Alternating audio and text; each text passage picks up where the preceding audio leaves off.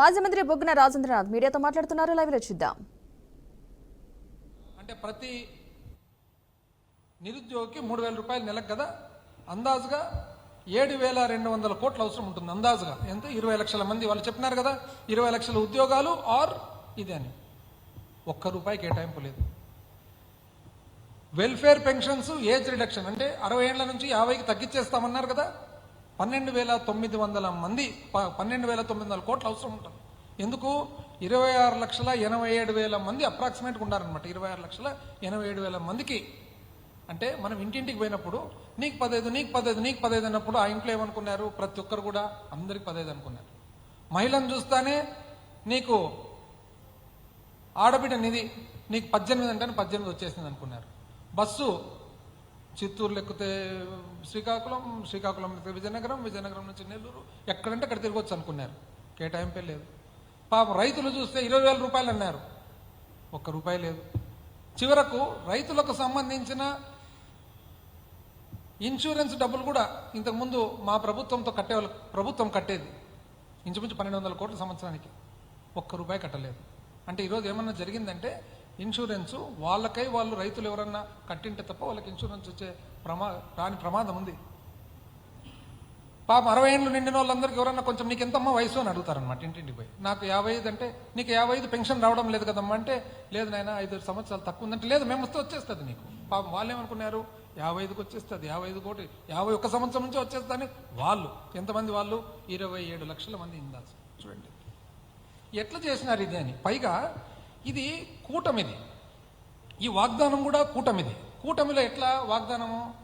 కూటమిలో ఏమంటున్నారంటే వాళ్ళ మెంబర్సు, ఒక మెంబర్ వచ్చేసి ఏదే కానీ తేడా వచ్చిందంటే తాట తీసేస్తా అంటారు మెంబరు. మళ్ళీ ఇది ఎక్కడ ఉంది తాట అని? అసలు ఈ పార్టీ పెట్టినదే ప్రశ్నించేదానికి అని.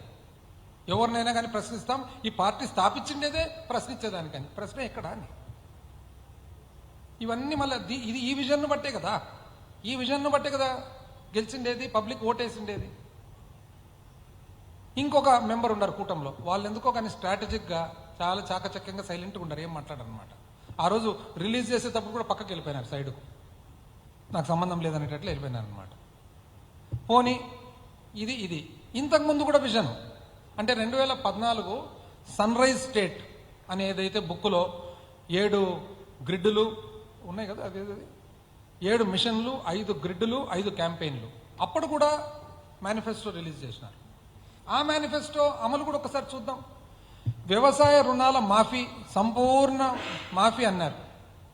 అంటే అన్ని మాఫీ చేయాల్సి వస్తుందంటే రైతులందరికీ కూడా. రైతులందరూ అప్పుడు అడ్వర్టైజ్మెంట్ కూడా ఇట్లా బీరువా తెరుస్తుంటే, బ్యాంక్ వాళ్ళు వస్తుంటే, లాక్కొని పోతుంటే, లేదమ్మా బాబు వచ్చేస్తున్నాడు, బాబు వచ్చేస్తానే మొత్తం మాఫీ అంటేనే బీరువా మళ్ళీ వేసేయడం. అడ్వర్టైజ్మెంట్ గుర్తుందా? ఎంత కావాలా? 87,000 కోట్లు కావాల్సి ఉంటే కేవలం 15,000 కోట్లు ఖర్చు పెట్టి అరాకొర అక్కడక్కడ ఫస్ట్ స్కేల్ ఆఫ్ ఫైనాన్స్ అన్నారు. స్కేల్ ఆఫ్ ఫైనాన్స్ పెట్టిన తర్వాత మామూలుగా రైతుకు వచ్చేది కూడా, అంటే ఇంతకుముందు బ్యాంక్ మేనేజరు రైతు మీద నమ్మకాన్ని బట్టి పంట కాకుండా, భూమి విస్తీర్ణం కాకుండా నమ్మకంతో డబ్బులు ఇచ్చేసేవాళ్ళు లోను. వీళ్ళు వచ్చిన తర్వాత తగ్గియాలనే ఉద్దేశంతో స్కేల్ ఆఫ్ ఫైనాన్స్ అని పెట్టి ఇప్పుడు ఏమైంది? మీకు శనక్కాయకైతే ఇంతే, కందులకైతే ఇంతే, వరికైతే ఇంతే తగ్గించినారు. అంటే పుట్టే రుణం కూడా పుట్టకుండా పోయింది రైతులకు. అది కాక మళ్ళా 50,000 ఒకసారని, 1,00,000 వరకే అని, 1,50,000 అని రకరకాలుగా చేసి మొత్తం మీద 87,000 కోట్లు బుక్స్లో ఉంటే పెండింగ్ 15,000 కోట్లు చేసినారు. అది రుణమాఫీ చేసేసినామంటారు వాళ్ళు. రైతులకు 0 వడ్డీ రుణాలు ఇస్తామని చెప్పినారు. అప్పుడు ఇచ్చినారండి? ఇంచుమించు 11,500 కోట్లు అవసరం ఉంటే కేవలం 5 సంవత్సరాలు 630 కోట్లు మాత్రమే ఇచ్చిండేది. 11,500 కోట్లకు గాను 630 అంటే ఇంచుమించు ఈ స్కీమ్ చేయనట్లే అని చెప్పొచ్చు. స్వామినాథన్ వ్యవసాయ నివేదికలను కూడా అమలు పరుస్తామన్నారు. చేసినారా? అసలు ఊసే లేదు. 5,000 కోట్లతో మార్కెట్ ఇంటర్వెన్షన్ ఫండ్, ధరల స్థిరీకరణ నిధి పెడతామన్నారు. అసలు ఏమేమి లేనే లేదు. చివర 2019 ఎలక్షన్ల ముందర ఊరికే కేటాయింపు మాదిరి పేరుకు ఒక 500 కోట్లు కేటాయించినారు. బ్యాంకులో కుదోపెట్టిన మహిళల బంగారాన్ని ఇంటికి తెచ్చిస్తామన్నారు. ఒక్కరిదన్నా ఆంధ్ర రాష్ట్రం ఒక్కరు బంగారం అని వచ్చింది వాపస్? బంగారం కాకుండా మళ్ళీ ఇత్తడని వచ్చిందా కనీసం? ఆ తర్వాత డ్వాక్రా రుణాల మాఫీ, పాపం అక్క చెల్లెమ్మలందరూ కూడా రుణమాఫీ అవుతుందంటే ఆ రోజుకి ఇంచుమించు 21,500 కోట్లు ఉండగా ఒక్క రూపాయి అన్న దాంట్లో, ఒక్క రూపాయి. బెల్ట్ షాపులు రద్దు అన్నారు, విచ్చలవిడిగా బెల్ట్ షాపులు, అప్పుడు బెల్ట్ షాపులే, ఇప్పుడు బెల్ట్ షాపులే. అదొక పెద్ద పరిశ్రమ అయిపోయింది అనమాట.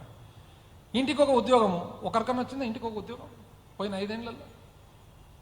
కళాశాల విద్యార్థులకు ఉచితంగా ట్యాబ్లెట్లు, ఒక కంప్యూటర్ని ఎక్కడైనా ట్యాబ్లెట్ ఇచ్చినారా? ఇవ్వకపోగా మేమిస్తే మళ్ళీ దాన్ని పేరు పెడుతుంది. గుడిసెలు లేని ఆంధ్రప్రదేశ్ అంట. అంటే ఇప్పుడు లెక్క ప్రకారం 2014 నుంచి 19 లోపల గుడిసెలే ఉండకూడదు. లేవండి? ఎన్ని ఇండ్లు కట్టినారు సార్? ప్రతి నియోజకవర్గంలో వృద్ధాశ్రమాలు ఉన్నాయి. ఎక్కడన్నా కట్టినారు? ఎక్కడ ఒకటన్నా 5 సంవత్సరాల్లో. ఎన్టీఆర్ సురక్ష ద్వారా రక్షిత మంచినీటి సరఫరా 2 రూపాయలకే 20 లీటర్లు ఇంటింటికి రోజు వచ్చిందండి ఎక్కడ? కాపులకు 5 ఏళ్లలో 5,000 కోట్లు ఇస్తామన్నారు 2014-19 మధ్యలో.